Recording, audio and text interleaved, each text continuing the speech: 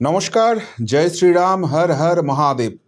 দিল্লিতে ছাত্র আন্দোলনের নামে আসলে দেশ বিরোধী এক ভয়ঙ্কর চক্রান্ত কাজ করছে এবং এর পুরো সত্যিটা জানলে সত্যিই গায়ের লোম খাড়া হয়ে যাবে। সেই পুরো সত্যিটা আজকে তুলে এনেছি, অনেক ডিপ রিসার্চ করে প্রত্যেকটা পয়েন্ট আপনাদের সামনে নিয়ে এসেছি। আপাত দৃষ্টিতে যদি দেখেন তাহলে মনে হবে দিল্লিতে নরেন্দ্র মোদী সরকার কি ভয়ঙ্কর কাণ্ড করছে। নিট পেপার লিক হচ্ছে, সত্যিই সরকারের বোধহয় কোথাও দোষ আছে, আর সেইটা নিয়ে ছাত্ররা যখন আন্দোলন করছে তাদেরকে ধরে বেধড়ক পেটাচ্ছে পুলিশ। এ কি ধরনের অন্যায়! এবং এই নিয়ে যখন সেলিব্রিটিরা মুখ খুলছে, সেই সেলিব্রিটিরা যারা এই দেশে পেহেলগাঁও অ্যাটাক হলে বা অপারেশন সিঁদুর হলে মুখে কুলু পেটে বসে থাকে, তারা মরা কান্না জুড়ে দিয়েছেন। ফলে আমাদের অবভিয়াসলি লাগছে যে আমাদের বাড়িতেও তো ছাত্রছাত্রী রয়েছে, আমাদের ঘরের ছেলেমেয়েরাও তো পড়াশোনা করে, তাদের বিরুদ্ধে এই রকম মারমুখী হয়ে উঠেছে। সত্যিই কি এর পিছনে এরকম কোনো ঘটনা ঘটছে? আসলে এই সব ঘটনার পিছনের আসল কারণ নিট কেলেঙ্কারি নয়, নিট এদের এজেন্ডার মধ্যেই নেই। আসল কারণ হচ্ছে FCRA, এবং সেটার জন্যই এত তামঝাম চলছে। ঘাবড়ে গেলেন তো একটু, যে কোথা থেকে কোথায় চলে গেলাম? FCRA এটা যদি বুঝতে হয় আজকে নয়, আজ থেকে 50 বছর পিছিয়ে যেতে হবে। কেন্দ্রে তখন প্রধানমন্ত্রী হচ্ছেন ইন্দিরা গান্ধী, এবং তিনি রিয়ালাইজ করলেন যে তার আসন কিন্তু টলমলো হয়ে গেছে। টলমলো এই জন্য নয় যে এমার্জেন্সি করে দিয়েছেন, তার জনপ্রিয়তা কমছে। আসলে তিনি বুঝতে পারছেন যে তখন এক ভয়ঙ্কর দেশবিরোধী শক্তি কাজ করছে, এবং তার আশেপাশে থাকা সরকারি আমলা এবং এই দেশের যারা বিরোধী রাজনৈতিক দল রয়েছে তাদেরকে বিপুল পরিমাণ অর্থ দিয়ে কিনে নিতে চাইছে। এবং সেই জায়গা থেকে ভারতের রাজনীতি আজকে বিদেশিরা গিয়ে এটাকে পুরোপুরি কন্ট্রোল করবে। এবং সেই জিনিস তিনি যখন অনুধাবন করলেন, তখন তিনি নিয়ে এলেন FCRA বা ফরেন কন্ট্রিবিউশন রেগুলেশন অ্যাক্ট। কি এই অ্যাক্ট? এই অ্যাক্টে 1976 সালে প্রথম বলা হলো যে ভারতীয় রাজনীতিতে বিদেশি প্রভাবমুক্ত করতে হবে, এবং রাজনৈতিক দল ও সরকারি কর্মচারীরা সরাসরি বিদেশি ফান্ড নিতে পারবে না। কেন এই স্টেপ নিতে হলো? এই স্টেপ নিতে হলো তার কারণ হলো ওইটা, যে তার আশপাশে যারা রয়েছে তাদেরকে প্রভাবিত করা হচ্ছে, এবং সরাসরি রাজনৈতিক দলগুলোকে বিদেশি শক্তিগুলো পয়সা দিচ্ছে। বিশেষ করে বাম মনোভাবাপন্ন যেসব দেশগুলো রয়েছে, যারা তখন অর্থনৈতিক ভাণ্ডারটা নিয়ে ঝাঁপিয়ে পড়েছে এবং ভারতকে আবারও একদম ঘুর পথে পরাধীন করার চেষ্টা করছে, এটা ইন্দিরা গান্ধী ফিল করলেন। এবং সেই জন্য তিনি যখন FCRA নিয়ে এলেন, তখনও তিনি বুঝতে পারেননি যে আইনের কত বড় ফাঁক থেকে যাচ্ছে, এবং সেই জায়গা থেকে বিদেশি ফান্ড আসা অব্যাহত থাকবে। এর ফলে কি হলো? এর ফলে বিভিন্ন রকম NGO, চ্যারিটেবল ট্রাস্ট, শিক্ষা সম্পর্কিত বিভিন্ন ট্রাস্ট তৈরি হলো, ধর্মীয় সংস্থা তৈরি হলো, সোশ্যাল ওয়ার্ক করতে পারে এরকম সংস্থা তৈরি হলো, রিসার্চ ইনস্টিটিউট তৈরি হলো, এবং এদের আড়ালে এই বিদেশি ফান্ড নেওয়া শুরু হলো। এরপর জামকাট 2010 অর্থাৎ কেন্দ্রে তখন কংগ্রেস সরকার, মনমোহন সিং প্রধানমন্ত্রী, এবং পিছন থেকে পুরোটা চালাচ্ছেন সোনিয়া গান্ধী। এই সরকারের দুর্নীতি তখন প্রকাশ্যে চলে এসছে, আন্না হাজারের তীব্র আন্দোলন চলছে, এবং অরবিন্দ কেজরিওয়ালের মতো মুখ তখন কিন্তু উঠে চলে এসেছে।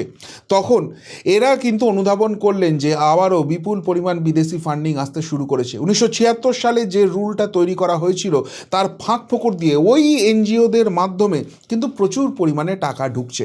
ফলে 2010 সালে এসে এরা কিন্তু সেই FCRA যে একটা আছে সেটাকে চেঞ্জ করতে বাধ্য হলেন। এখানে পরিষ্কারভাবে বলা হলো যে যারা ফান্ডগুলো নিচ্ছে তাদের রেজিস্ট্রেশন বাধ্যতামূলক করতে হবে, এবং প্রত্যেক 5 বছরে এই সব ট্রাস্টগুলোকে, এই সব NGOগুলোকে কিন্তু রিনিউ করতে হবে। এখানে আরও ভালোভাবে সরকারি নজরদারি বৃদ্ধি করা হবে, এবং সরাসরি স্বরাষ্ট্রমন্ত্রক যদি এখানে দেখে যে কোনো রকম কোনো গণ্ডগোল হচ্ছে, তারা কিন্তু হস্তক্ষেপ করে এই রেজিস্ট্রেশন ক্যান্সেল করতে পারবে। অর্থাৎ যে FCRA নিয়ে আজকে এই জায়গাটায় পৌঁছে গেছে, এর বীজ কিন্তু অনেক দিন আগে বপন করা হয়েছে, এবং এই বিদেশি শক্তি দিয়ে ভারতকে বশ্যতা স্বীকার করানোর চেষ্টা, সেটা কিন্তু দীর্ঘদিন ধরে চলছে। এরপর 2014 সালে ক্ষমতায় এলেন প্রধানমন্ত্রী নরেন্দ্র মোদী, এবং প্রথম 5টা বছর তার বুঝতে সময় চলে গেল পুরো সিস্টেমটাকে। এবং তারপর যখন 2019-এ তিনি দ্বিতীয়বারের জন্য প্রধানমন্ত্রী হিসেবে শপথ নিলেন, তখন গিয়ে 2020 সালে এই যে ফাঁক ফোকরগুলো আছে সেগুলো বোঝানোর কাজটা শুরু করলো এই সরকার। এবং 2020 সালে গিয়ে এখানে যে নিয়মগুলোর পরিবর্তন হলো সেখানে পরিষ্কারভাবে বলে দেওয়া হলো যে বিদেশি ফান্ড যে এনজিওগুলোতে আসছে, সেই এনজিওতে আসা ফান্ড তারা কিন্তু অন্য কোনো এনজিওতে ট্রান্সফার করতে পারবে না। এখানে বদমাইশিটা কীরকম হচ্ছিল দেখুন, কোনো রকম একটা ফান্ড একটা এনজিওকে তৈরি করে নেওয়া হচ্ছিল, আর সেখানেই প্রচুর পরিমাণ ফান্ড ঢুকিয়ে দেওয়া হচ্ছিল, আর সেই ব্যক্তিরই আরও অন্য এনজিও ছিল সেইখানে সেই ফান্ডগুলোকে ঘুরপথে ট্রান্সফার করে দেওয়া হচ্ছিল এবং সেগুলোকে পলিটিক্যালি ইউজ করা হচ্ছিল। 2 নম্বর যে চেঞ্জটা করা হলো সেটা হচ্ছে এই যে ফান্ডগুলো আসছে, বিদেশিরা হঠাৎ করে ভারতের উপর এত দয়াপরবশ কেন হয়ে গেছে? তার কারণ তারা ভারতের ভালো চায়, এটাই তো এরা দেখাতে চাইছে। ভারতের এডুকেশন সিস্টেম ভালো হবে, ভারতের যারা গরিব বাচ্চা আছে তাদের জন্য ভালো হবে, সেই জন্যই তারা পয়সা পাঠাচ্ছে।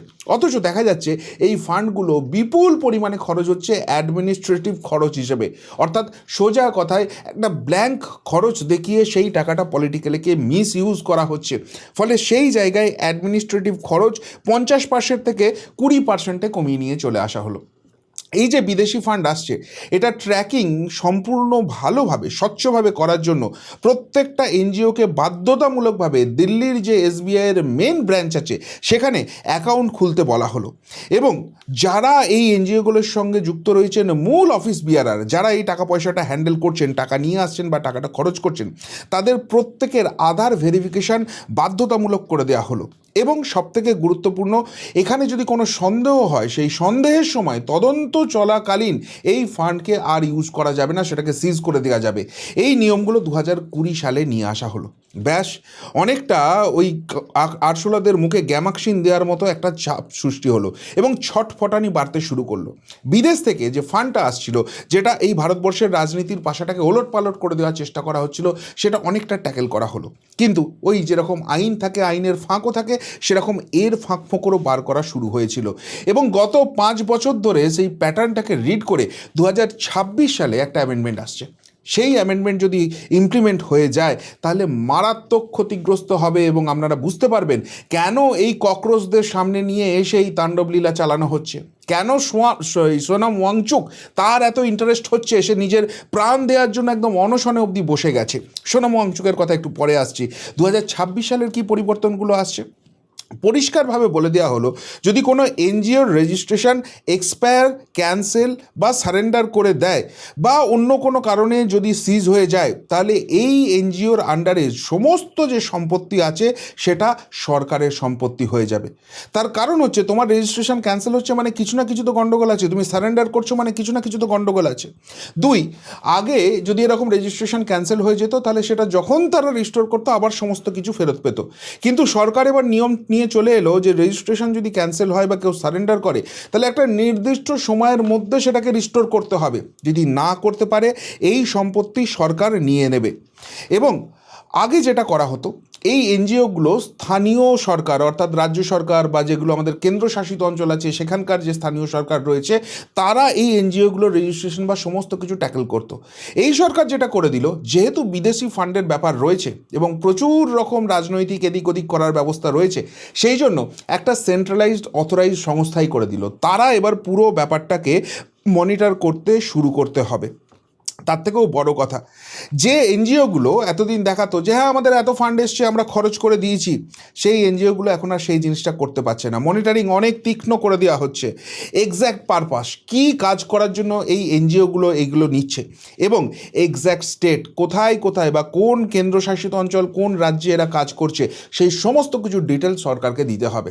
একটা আমি ভুয়ো দেখিয়ে দিলাম যে আমার সংস্থা আছে আর বিদেশ থেকে লক্ষ লক্ষ কোটি কোটি টাকা ফান্ড চলে আসছে আর সেটা কিভাবে মিসইউজ হচ্ছে কেউ জানে না, না সেই জিনিস আর করা যাবে না। এবং রিনিউয়াল প্রসেস যেটা, সেটাকেও অনেকটা টাফ করে দেওয়া হচ্ছে। পরিষ্কারভাবে বলে দেওয়া হচ্ছে যে রিনিউ করতে তখনই পারবে যখন আগের 2 বছরে অন্তত এই বিদেশি ফান্ড থেকে 10 লক্ষ টাকা তারা খরচ করেছে, সেই জায়গাটা তাদেরকে দেখাতে হবে। এবং সেই খরচটাও এই এতদিন যে আনাপ সানাপ দেখিয়ে দিত যেখানে খুশি খরচ করেছি না, সেটাও পারবে না। একদম প্রজেক্ট ওয়াইজ এখানে যে এক্সপেন্ডিচার হয়েছে সেটা দেখাতে হবে, অ্যাক্টিভিটি ওয়াইজ যে এক্সপেন্ডিচার হয়েছে সেটাকে দেখাতে হবে। যেসব ডোনারকে, আলটিমেট ডোনার যারা হবে, যাদেরকে এই টাকাটা দেওয়া হয়েছে বলে দাবি করা হচ্ছে, তাদের ডিটেলস দিতে হবে। এদের ওয়েবসাইট থেকে সোশ্যাল মিডিয়া, প্রত্যেকটা জায়গা সেগুলোকে নিশ্চিত করতে হবে। রিলিজিয়াস অ্যাক্টিভিটি, রিলিজিয়াস এনজিও যেগুলো আছে তাদের জন্যও কিন্তু ব্যাপারটা অনেকটা টাফ হয়ে গেছে। তারা ধর্মান্তকরণ করার জন্য কোনো রকম কোনো কিছু করছে না, এটা তাদেরকে প্রমাণ করতে হবে, তবেই কিন্তু তাদের এই রেজিস্ট্রেশন রিনিউ হবে বা তারা রেজিস্ট্রেশন পাবে। এই ধর্মান্তকরণের জন্যও কিন্তু বিদেশ থেকে প্রচুর পরিমাণে ফান্ড আসছে। এবং সবথেকে বড় কথা, এই সরকার এটাকে ট্রান্সপারেন্ট করার জন্য, কারোর যদি রেজিস্ট্রেশন ক্যান্সেল হয় এবং সেটা যদি ভুল করে হয়ে থাকে, তাহলে সে অ্যাপিল করার জায়গা পাবে। কোথায় পাবে? একদম সোজাসুজি কোর্ট সিস্টেমে চলে আসতে পারবে। যারা ডিস্ট্রিক্ট জাজ রয়েছে সেই ডিস্ট্রিক্ট জাজের কাছে গিয়ে তারা এই মামলাটা তুলে নিয়ে যেতে পারবে। তাহলে সরকারের যদি বদ ইচ্ছা থাকতো, তারা কিন্তু আইনি ব্যবস্থার মধ্যে এই পুরো সিস্টেমটাকে ঢোকাতো না। এবং এখানে বিভিন্ন রকম যে স্টেট এজেন্সি আছে, তারা যদি এদের বিরুদ্ধে ইনভেস্টিগেশন করতে চায়, তাহলে ওই যে একটা সেন্ট্রালাইজ কেন্দ্রীয় সংস্থা করে দিয়েছে, তাদের কাছ থেকে পারমিশন নিতে হবে যে আমরা এদের বিরুদ্ধে তদন্ত করব কি করব না। তার কারণ হচ্ছে যারা প্রকৃতপক্ষে কাজ করছে এবং সেটা সরকারকে বা এই সরকারি সংস্থা যারা রয়েছে, ওই সব রাজনৈতিক দলকে যারা সাহায্য করছে না, তাদেরকে হেনস্থা করার একটা টেন্ডেন্সি বিভিন্ন রাজ্যে দেখা যাচ্ছে। তো এই গেল এফসিআরএ, যার ব্যাকগ্রাউন্ড আপনারা জানলেন। সুতরাং বিদেশি ফান্ডের যেখানে খেলা আছে সেটা কিন্তু স্পষ্ট হয়ে যাচ্ছে। এবার আপনাদের মনের মধ্যে প্রশ্ন আসবে, তাহলে সোনম ওয়াংচুক এখানে কোথা থেকে আসছে? দেখুন, এই সোনম ওয়াংচুকের দুটো সংস্থা রয়েছে। একটার নাম হচ্ছে সেকমল, ACCMOL, আর একটার নাম হচ্ছে হিয়াল, HIAL। সেকমল মানে হচ্ছে students education and cultural movement of Ladakh, আর হিয়াল মানে হচ্ছে Himalayan institute of alternatives Ladakh.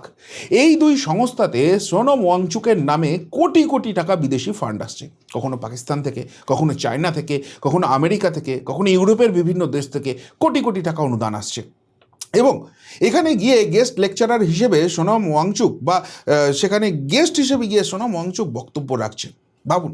এবং এই সোনম ওয়াংচুকের বক্তব্য কী হচ্ছে, যে চায়না যদি ভারতবর্ষকে আক্রমণ করে, আমরা লাদাখবাসীকে বলবো তোমরা কোনো এদের বিরুদ্ধে যুদ্ধ করো না, প্রতিরোধ করো না, রাস্তা খুলে দাও যাতে এরা এসে ভারতবর্ষ দখল করে নেয়। আমি ভারত সরকারকে বলবো, আমাদের যে সিয়াচেনে যে জায়গাটা রয়েছে সেখান থেকে সেনা প্রত্যাহার করে নাও, ওই যে টাকাটা আছে ওটা এডুকেশনে খরচ করো, কী আর হবে, পাকিস্তান ম্যাক্সিমাম ঢুকে যাবে। এই হচ্ছে সোনম ওয়াংচুক। কেন সোনম ওয়াংচুকের গায়ে লাগছে বা সে এটার মধ্যে ইনভলভ হয়ে পড়ছে? তার কারণ হচ্ছে এই স্ট্রিক্ট রেগুলেশন হলে এই সব টাকাগুলো আসা বন্ধ হয়ে যাবে। সোনম ওয়াংচুকের এই সব সংস্থায় যে টাকাগুলো ঢুকছে, সে বিভিন্ন সংস্থায় পাঠিয়ে দিচ্ছে, তার কোনো খরচের হিসাবপত্র সে রাখছে না। কিন্তু এবার তো সেই সব জিনিস বন্ধ হয়ে যাবে। এখানে এডুকেশন ট্রাস্টের নামে টাকা নিচ্ছে, অথচ লাদাখে মানুষ খেপানোর যে আন্দোলন হচ্ছে সেই আন্দোলনের পিছনে এই টাকাটা খরচ করছে। ইন্টারেস্টটা কোথায় বুঝতে পারছেন? এবার আর একটা খুব মজার জায়গায়, মজার সেগমেন্টে আপনাদের নিয়ে যাচ্ছি। সেটা হচ্ছে এই যে আন্দোলনটা হচ্ছে, তার মুখ সিজেপি বা ককরোচ জনতা পার্টি। এই ককরোচ জনতা পার্টির জন্মটা হলো কি করে? এরা তো কোনো রাজনৈতিক দল নয়। এই জায়গাটা এলো কি করে? এরা যে ছাত্র আন্দোলনের মুখ হয়ে উঠেছে বলে দাবি করছে। আসলে ভারতবর্ষের যিনি চিফ জাস্টিস অফ ইন্ডিয়া রয়েছেন সুপ্রিম কোর্টের, তিনি একটা মন্তব্য করেছিলেন। তিনি মন্তব্য করেছিলেন যে যেসব যুবকরা ফেক ভুয়ো ডিগ্রি নিয়ে বা সার্টিফিকেট নিয়ে বিভিন্ন জায়গায় কাজ করতে ঢুকছেন, তারা অ্যাকচুয়ালি প্যারাসাইটের মতো। তিনি ওই সিস্টেমটার বিরুদ্ধে আওয়াজ তুলেছিলেন। আর ব্যাস, এই যে অভিজিৎ দীপকে বলে যে রয়েছে, হঠাৎ করে আমিও ককরোচ বলে একটা পেজ শুরু করে দিল এবং সেখান থেকে এই ককরোচ জনতা পার্টির সেখানে কিন্তু শুরু হলো। আচ্ছা, সে যা খুশি করতে পারি, কোনো অসুবিধা নেই, কিন্তু প্রবলেমটা হচ্ছে যদি ককরোচ বলেও থাকে, প্যারাসাইট বলেও থাকে, সেটা বলেছেন ভারতবর্ষের প্রধান বিচারপতি। অথচ এই ককরোচ জনতা পার্টির সমস্ত রকমের রাগ গিয়ে পড়েছে মোদী সরকারের বিরুদ্ধে। সেই সরকারকে ব্যতিব্যস্ত করার জন্য যা যা করার এরা করে যাচ্ছে। বিভিন্ন রাজ্যে এরা জেনজি যে পদ্ধতিতে শ্রীলঙ্কা বলুন, বাংলাদেশ বলুন, নেপাল বলুন, উত্তাল করে সরকার উৎখাত করা হয়েছে, ঠিক সেই পদ্ধতিতে এরা যাচ্ছে।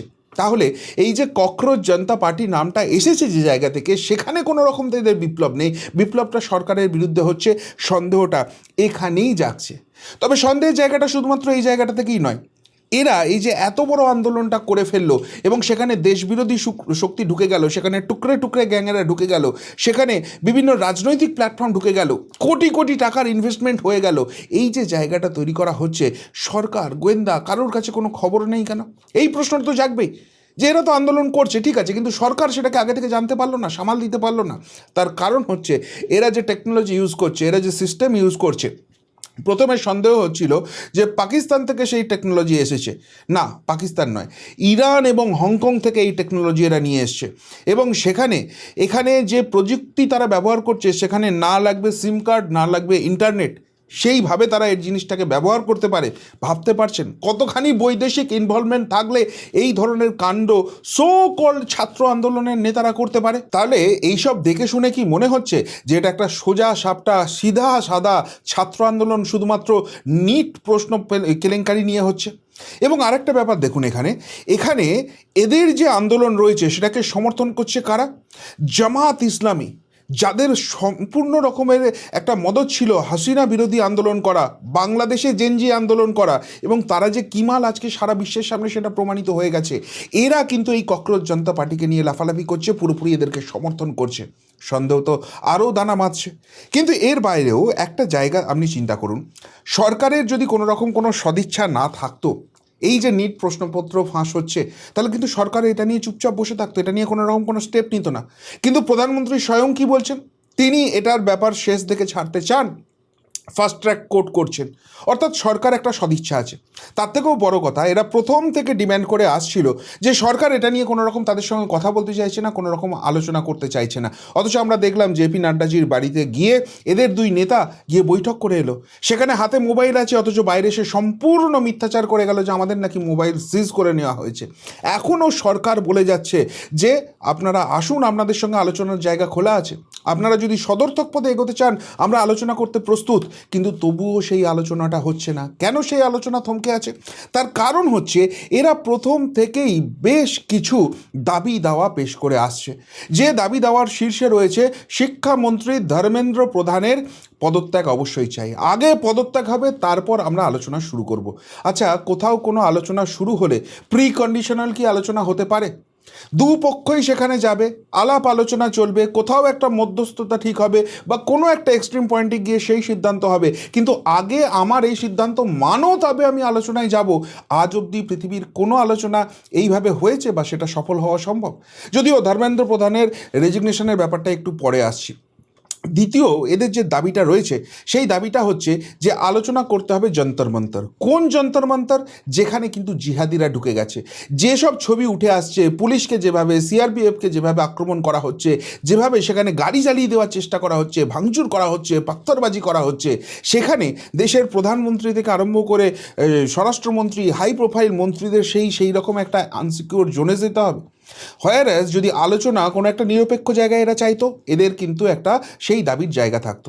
অন্যদিকে আরেকটা জিনিস দেখুন, সোনম ওয়াংচুক বুঝে গেছে যে দাবিগুলো তারা করছে সেটা সঠিক নয়। সেই জন্য সোনম ওয়াংচুক কিন্তু ধর্মেন্দ্র প্রধানের দাবির জায়গা থেকে পিছিয়ে এসছে। কিন্তু এই সো কল্ড যারা ছাত্র আন্দোলনের মুখ, সিজেপি, ককরোচ জনতা পার্টি, তারা কিন্তু এখনও জায়গাটাকে প্রি কন্ডিশন করে রেখে দিয়েছে। তারা এখনও আগে ধর্মেন্দ্র প্রধানের ইস্তফা, তারপর অন্য কোনো রকম কিছু হবে। তাহলে এদের কি সত্যিই আলোচনা করার ইচ্ছা আছে, নাকি শুধুমাত্র আন্দোলন করে এই জায়গাটাকে বৃহত্তর একটা প্রেক্ষাপট করার জায়গা এবং সরকারকে উল্টে দেওয়া, সরকার বিরোধী কাজ করা, সেইটার জন্য এরা উঠে এসছে? এবার ধর্মেন্দ্র প্রধানের যে রেজিগনেশনের জায়গাটা বলছি, দেখুন, ধর্মেন্দ্র প্রধানের রেজিগনেশনটা শুধুমাত্র ধর্মেন্দ্র প্রধানের রেজিগনেশন হিসেবে দেখলে হবে না। প্রথম কথা তো এখানে ধর্মেন্দ্র প্রধান দোষী কি দোষী নয় সেই জায়গাটা নিয়েই প্রশ্ন উঠছে। ধর্মেন্দ্র প্রধান যদি নিট কেলেঙ্কারির সঙ্গে যুক্ত থাকতেন, তাহলে যতবার প্রশ্ন ফাঁস হয়েছে ততবার কিন্তু পরীক্ষা রদ করে দিতেন না। হ্যাঁ, পরীক্ষা রদ করার ফলে অনেক ছাত্রছাত্রীর অসুবিধা হয়েছে, কিন্তু একটা জিনিস মাথায় রাখুন, যে এই কেলেঙ্কারির সঙ্গে যুক্ত আছে সে যখনই জানতে পারবে প্রশ্ন ফাঁস হয়েছে, তারপরে জোর করে পরীক্ষাটা করাবে। কেননা এই কেলেঙ্কারি থেকে যা তার লাভ পাওয়া, অর্থনৈতিক হোক অন্য হোক, সেটা তো তার হয়ে গেছে। সেখানে যদি পরীক্ষাটা এক্সিকিউট করতে না পারে, তাহলে তার সেই লভ্যাংশটা তো চলে যাবে।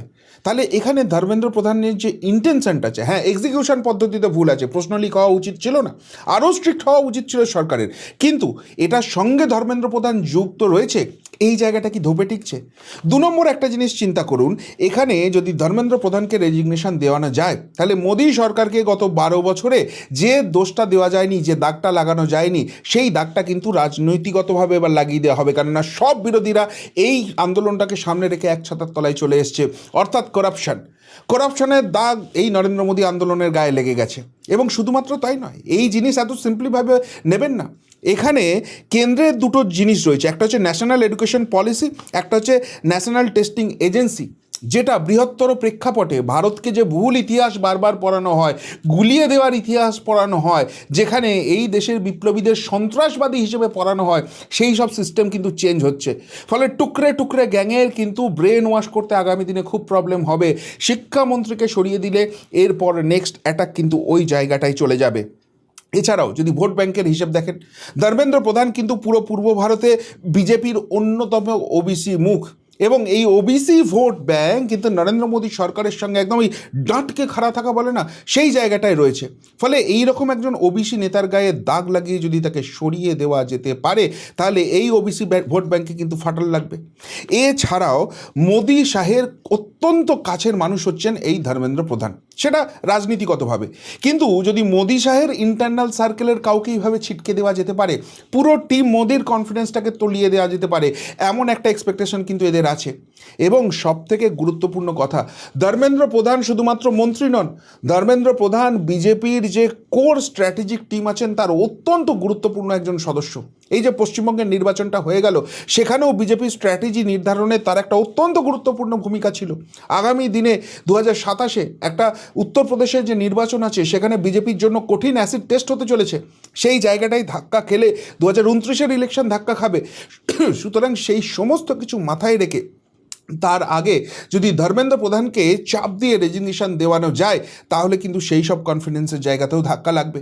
ফলে এটা বৃহত্তর একটা রাজনৈতিক পরিকল্পনা, এবং সেখানে ভয়ঙ্কর রকমের বিদেশি যোগ রয়েছে।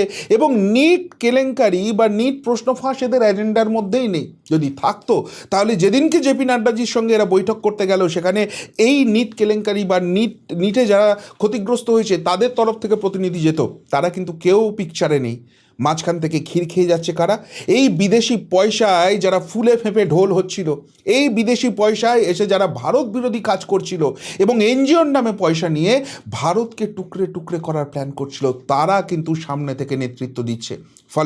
ফলে যে জিনিসটাকে সিম্পলিফাই হিসেবে ছাত্র আন্দোলন এবং ছাত্রদের উপর পুলিশের বর্বরচিত লাঠিচার্জ বলে মরা কান্না দিয়ে সেলিব্রিটিদের দিয়ে প্রমোশন করানো হচ্ছে, জিনিস কিন্তু অত সোজা নয়। ভারত বিরোধী ভয়ঙ্কর এক শক্তি এর সঙ্গে রয়েছে, এবং ভারতের সার্বভৌমত্ব এবং যে স্থায়ী সরকার আছে তাকে অস্থির করে তোলার উদ্দেশ্যেই এই ভয়ঙ্কর একটা আন্দোলনের নামে যেভাবে শ্রীলঙ্কা, যেভাবে বাংলাদেশ, যেভাবে নেপালে সরকার পরিবর্তন করা হয়েছে, তারই একটা ধাপ এখানে চলছে। কি বলবেন এই সমস্ত কিছু নিয়ে? যদি কিছু বলার থাকে অবশ্যই কমেন্ট বক্সে কমেন্ট করে জানাবেন। এমনকার মতো এখানেই শেষ করলাম, ফেরত আসছি নতুন প্রতিবেদন নিয়ে খুব তাড়াতাড়ি। ভালো থাকবেন, সাথে থাকবেন, পাশে থাকবেন। নমস্কার।